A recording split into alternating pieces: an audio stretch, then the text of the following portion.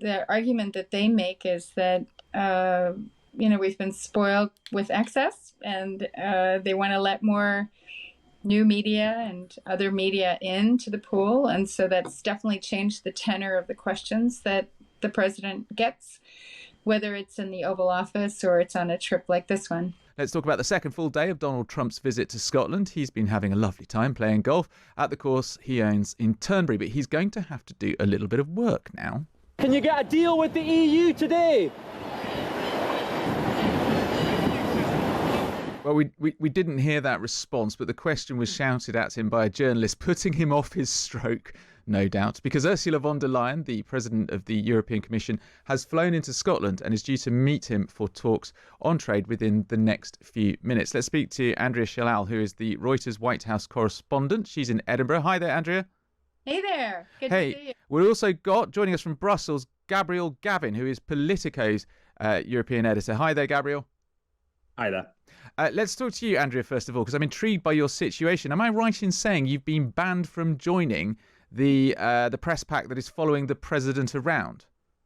Yeah. So, a couple of months ago, the White House took over constituting the pools, and Reuters has, been in the permanent press pool covering the any president, for decades now. And so it's a bit of a shock to our system to not be aboard Air Force One and with the president.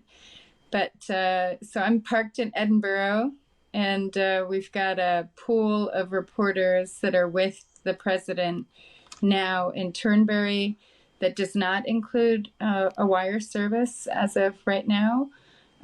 It's a bit frustrating. More than a bit frustrating, it's almost anti-democratic. I mean, Reuters are the wires service, along with a couple of other noble examples that have been supplying news organisations and newsrooms with the very latest of what's going on for decades now. Is it because you were asking questions the president didn't like? No, I mean, I think the president, initially banned AP because of a dispute about how they were referring to the Gulf of Mexico. And then it went from there. And the argument that they make is that, we've been spoiled with excess, and they want to let more new media and other media into the pool. And so that's definitely changed the tenor of the questions that the president gets, whether it's in the Oval Office or it's on a trip like this one. So how are you actually functioning? What is your day-to-day work like if you can't actually be glommed onto the president via the press pool and the press pack? Well, while we speak, I'm keeping an eye on the camera that is going to transmit this meeting with von der Leyen. So I'm sort of reduced to doing it by that. Now, we're lucky today. Reuters does have a reporter traveling with the EU delegation. My colleague Andrew Gray is in Turnberry and will be in the room. So that eases it for us a bit. But it has been very challenging. And the thing that changes is we're not in the room to ask the really tough questions. Yeah. And that's frustrating. Yeah. Your frustration is coming through loud and clear. Well, look, Andrea, we'll leave you to monitor the TV feed of Ursula von der Leyen and the meeting that is imminent. And we'll go over to Gabriel in Brussels. Perhaps, Gabriel, you can give us any insight into why Ursula von der Leyen is travelling to Scotland to have this meeting, because as we've all been speculating, she wouldn't do that unless perhaps she thought she was going to come away with something.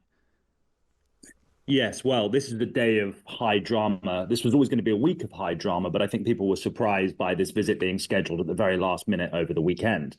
For weeks now, we've known that by Friday, unless an alternative deal is reached, the EU will be hit with 30% tariffs, which would be catastrophic for transatlantic trade. You've got senior EU officials saying that if these tariffs come in, as Trump has indicated he wants to do, huge swathes of industry will basically cease to function. It just will make the export of European goods to America in many categories completely unaffordable. It'll be a disaster, effectively, for the entire continent and its market, as well as probably having really wide-ranging repercussions for the American market and American consumers.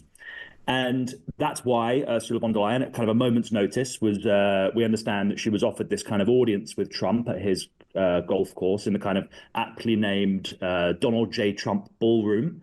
and she's going to sit down with him literally any second. We're lucky enough to have, I think, 3 reporters up in Glasgow today, traveling with both Keir Starmer's and also von der Leyen's and also Trump's delegations. My last read on the kind of poll notes was that they're currently being held in a cupboard off the ballroom, waiting for this meeting to start, waiting to hear potentially whether or not a deal will be done. Trump has said there's about a 50-50 chance of doing some kind of deal to avoid these tariffs coming in, but the EU is watching very, very, very closely to see, well, what does he want? What concessions is he demanding? And are they things that we could practically do? Von der Leyen's in a very difficult position, isn't she? Because to refuse to meet the president would be seen as a snub. But if she has been effectively summoned, unless I've mischaracterized what you're saying there, she isn't necessarily guaranteed to come away with anything. It might just be an opportunity just to find out where his mind's at the moment. Well, for a long time, we'd expected that von der Leyen, much like Keir Starmer did, would fly to Washington to announce a deal, to put pen on paper, to kind of show, unity among these 2 great partner countries or 2 great partner blocs. And that didn't happen. What happened was Trump decided to go on holiday to Scotland, and there was an opportunity to meet. And obviously, with the time ticking and just, I guess, 5-6 days to go until those tariffs come in, we effectively needed to see some progress if there's any chance of getting things finalized before the deadline. We know that the US Commerce Secretary, Donald Trump's appointment, came out today and said effectively the EU will have to relax access to some of its key markets. It'll have to potentially do things like relax restrictions on American trucks coming into the continent, which has always been sensitive because obviously Germany, France, Italy, Croatia produce a large amount of motor vehicles. There's always been some preference for European brands.